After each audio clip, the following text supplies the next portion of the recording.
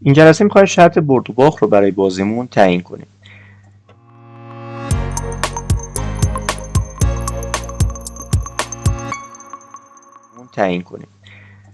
شرط بردن برای بازی من اینه که وقتی پلیر به یه خط پایانی رسید، به این خط پایان برخورد کرد، ما پیروز بشیم، و وقتی که برعکس به زمین برخورد کرد، این کلایدری که روی سرش داره به زمین برخورد کرد، شکست بخوره و به ما بگه که شکست خوردیم. برای اینکه خط پایان تشخیص بدیم، من یه دونه آبجکت گرافیکی اینجا میذارم به اسم خط پایان، یه دونه کرییت امپتی میزنم، اسمش رو میذارم فینیش لاین برای خط پایانم. برای زیر مجموعش از 2D object sprite یه دونه اسکوار انتخاب میکنم با استفاده از ابزار اسکیل تول. اسکیلش رو تغییر میدم، رنگش رو حالا مقدار واقعی تر باشه، رنگش رو یه رنگ دیگه ای مثلا قرمز رنگ میذاریم. یه دونه گیم آبجکت دیگه بهش اضافه میکنم، 2D object، یه دونه اسپرایت سرکل. اسکیلش لازم نیست اینجوری باشه، بالا با استفاده از اسکیل تول تغییرش میدیم، رنگ این رو میذاریم قرمز رنگ باشه. اگر بخوایم رنگ این دوتا دقیقاً هم رنگ باشن، دقیقاً یه رنگ قرمز باشن، میتونیم که مثلا اینو انتخابش کنیم، بیایم از قسمت رنگ این کد هگزادسیمال رنگش رو کپی کنیم و برای رنگ آبجکت سرکلمون انتخاب کنیم، کد هگزادسیمال رو اینجا پیست میکنیم. الان دوتاش دقیقاً یک رنگ داره. این برای فینیش لاین من. میرم سراغ کدا. توی پوشه اسکریپت دو تا اسکریپت ایجاد میکنم. اولیش به اسم فینیش لاین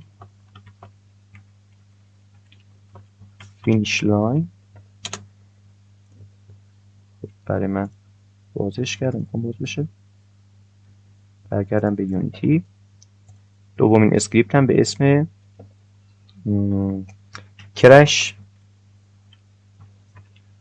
دیتکتر برای تشخیص برخورد آبجکت من. این از این. میام سراغ اسکریپت هم که باز شده، مثل اینکه باز نشد، دابل کلیک میکنم روی فینیش لاین برای من باز بشه.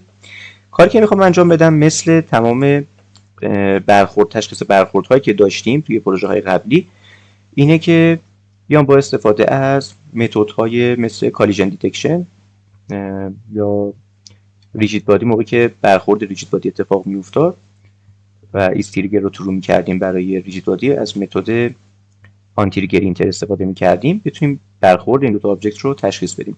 پس برای این کار باید چیکار کنم؟ باید فینیش لاین من حتما یه دونه کولایدر داشته باشه.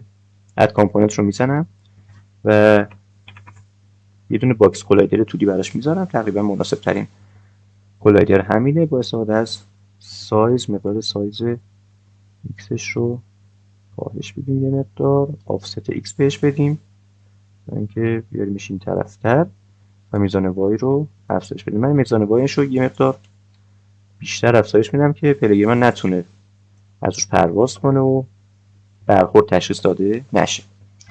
خب این از این. برمیگردم توی اسکریپتم.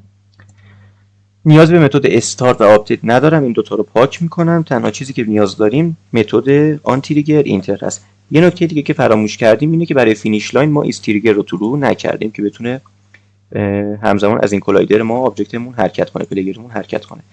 خب از متد آن تریگر اینتر استفاده میکنم. آن تریگر اینتر 2D. توی این متد میخوایم تشخیص بدیم که برخورد ما با چه آبجکتی اتفاق افتاد. پس میگم چی؟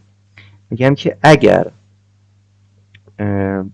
برخورد داشتی با یه آبجکت توی این متد، یعنی برخورد تشخیص داده میشه توسط همین متد، برای من توی کنسول یه چیزی تایپ کن. می‌نویسم دیباگ دات لاگ وارنینگ، حالا نه لاگ معمولی باشه، مثلا اینکه یووین این است. کنترل اس برای سیو شدن. الان اگر آبجکت من برخورد کنه کاملا برخورد تشخیص داده میشه و توی کنسول برای من اینو چاپ میکنه. اما کار دیگه که باید انجام بدیم اینه که نذاریم آبجکت های دیگه، مثلا فرض کنیم توی بازی ما آبجکت های دیگه وجود داره که میتونن از این عبور کنن. میخوایم وقتی که اونا عبور کردن ما برنده شدن رو برای پلیرمون اجرا نکنیم، اون کاری که برای برنده شدن لازم هست رو اجرا نکنیم. پس چیکار میکنم؟ میام به پلیرم مثل تمام کارهایی که قبلا انجام دادیم یه دونه تگ پلیر میدم. اینجا تگ پلیر خودش برای من هست، میتونم خیلی راحت این تگ رو انتخاب کنم بدون نیاز به استفاده کردن از اد تگ. پس تگ پلیر رو میدم به آبجکت پلیرم. میام توی اسکریپتم میگم در صورتی که تگ آبجکتی که باهاش برخورد کردید مساوی با پلیر بود، اون موقع این کار برای من انجام میده. پس چیکار میکنم؟ این کالیژن همونجوری که گفتیم قبلا توضیح دادیم آبجکتی که باهاش برخورد کردیم رو توی خودش نگهداری میکنه.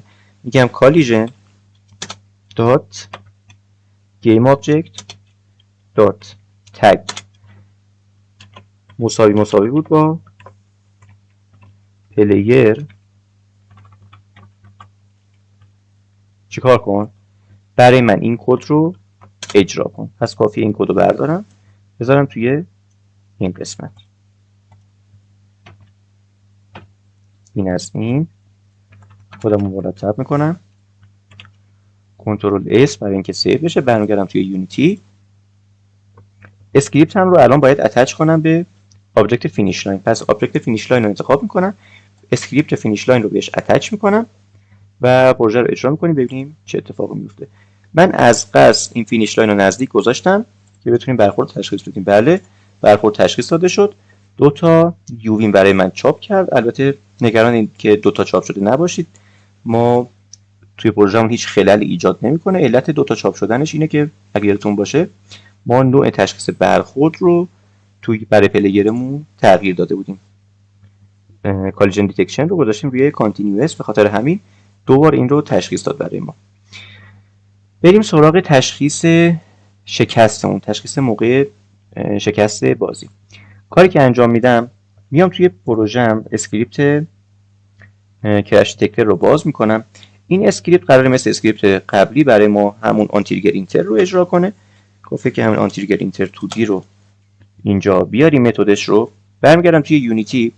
الان این تریگرهایی که قرار تشخیص داده باشن برخورد سر پلیر من، برخورد کولایدر سر پلیر من به زمینه. پس چطور این رو تشخیص بدم؟ توی پلیر من 2 تا کولایدر وجود داره دیگه. یه دونه کپسول کولایدر هست برای اسکیت بوردمونه، یه دونه سرکل کولایدر هست. سرکل کولایدر اگه یادتون باشه متد استریگرش رو همون موقع که ایجاد کردیم ترو کردیم که بتونیم این برخورد رو تشخیص بدیم.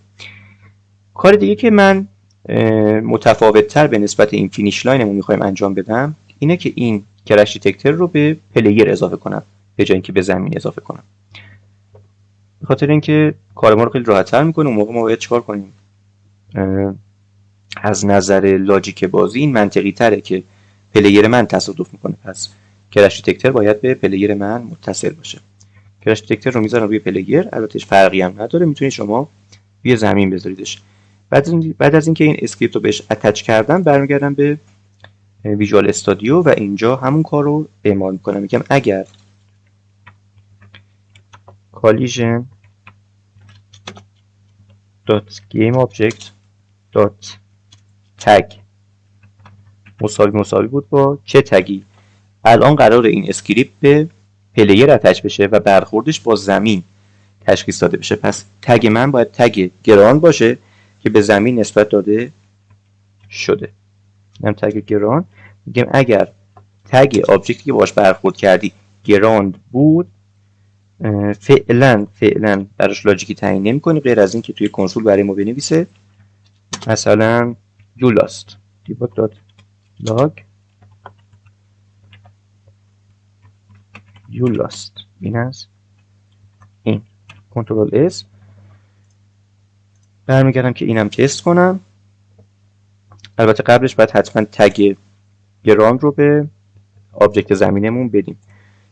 توی تگ هایی که از قبل برای من خود یونیتی فراهم کرده تگ گراند نمیبینم، پس از اد تگ استفاده میکنم، یه دونه تگ ایجاد میکنم به اسم گراند، سیوش میکنم و به زمینم این تگ رو نسبت میدم، تگ گراند، و کافیه پلی کنیم ببینیم چه اتفاقی افتاد.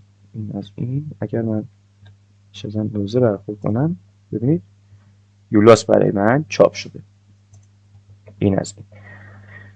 پس هم تونستیم برخورد با فینیش لاین رو تشخیص بدیم، همین که شکستمون رو با برخورد سر به زمین تشخیص بدیم. پروژه امروزمون کامل شد. توی جلسات آینده ما یه سری متدهای رو تعریف کنیم، یه سری کارهایی انجام میدیم که موقع برخورد با زمین یا موقع پیروزی یه سری اتفاقاتی بیفته که بتونیم توی بازی واقعا مشاهده کنیم به جای نوشته شدن یه متن توی کنسول.